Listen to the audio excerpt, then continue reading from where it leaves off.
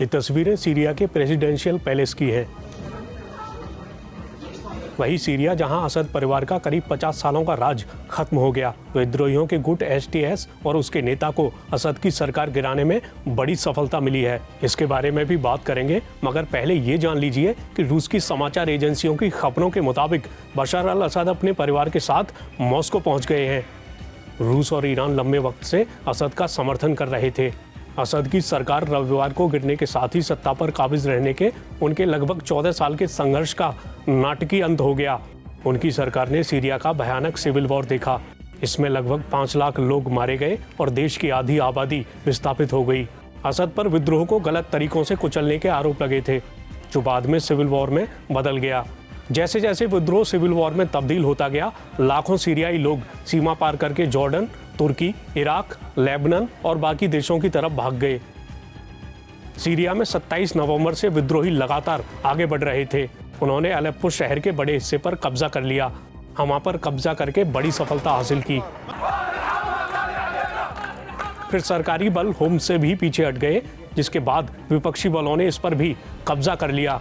राजधानी दमिश्क में विद्रोहियों के पहुंचने से पहले शनिवार को सीरियाई सेना दक्षिणी सीरिया के ज्यादातर हिस्सों से पीछे हट गई, जिसके कारण 2 प्रांतीय राजधानियों समेत देश के ज्यादातर क्षेत्र विपक्षी लड़ाकों के काबू में आ गए।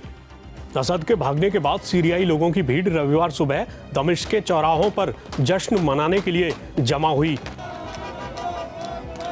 उसने असद विरोधी नारे लगाए और गाड़ियों के हॉर्न बजाए। कुछ इलाकों में जश्न में गोलियां भी चलाई गईं।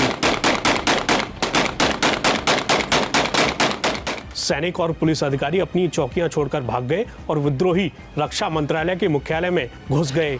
इस बीच सीरिया के विद्रोही गुट हयात तहरीर अल शाम यानी HTS प्रमुख अबू मोहम्मद अल गोलानी ने कहा कि असद ने सीरिया को लालची ईरान का चारागाह बना दिया था। गोलानी ने असद के पतन को इस्लामी राष्ट्र की जीत बताया है। गोलानी ने अपनी छवि को फिर से बनाने के लिए कई सालों तक काम किया और अल-कायदा से दूरी बनाते हुए खुद को बहुलवाद के समर्थक के रूप में पेश किया था। अल गोलानी का अल-कायदा से संबंध 2003 से था, जब वो इराक में अमेरिकी सैनिकों से लड़ने वाले चरमपंथियों में शामिल हो गया था।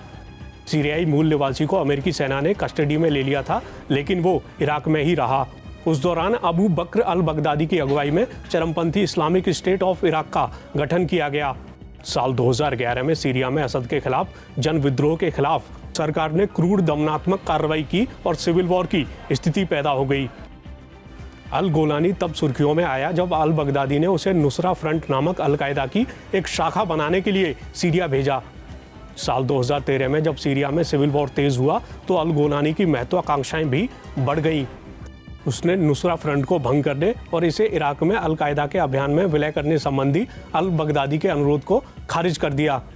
एक वक्त ऐसा आया जब अल गोलानी ने कहा कि उसके समूह से पश्चिमी देशों को कोई खतरा नहीं है। उसने कहा था, हाँ, हमने पश्चिमी नीतियों की आलोचना की है, लेकिन सीरिया से अमेरिका या यूरोप के खिलाफ युद्ध छेड़ने की बात सच नहीं है।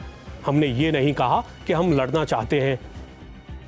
इस बीच रूस के विदेश मंत्रालय ने रविवार को दावा किया कि बशर अल असद विद्रोही समूहों के साथ बातचीत के बाद सीरिया से गए और शांतिपूर्वक तरीके से सत्ता के ट्रांसफर के निर्देश दिए गए थे। वहीं ईरान ने कहा कि सीरियाई लोगों को बिना विदेशी दखल के अपना भविष्य खुद तय करना चाहिए।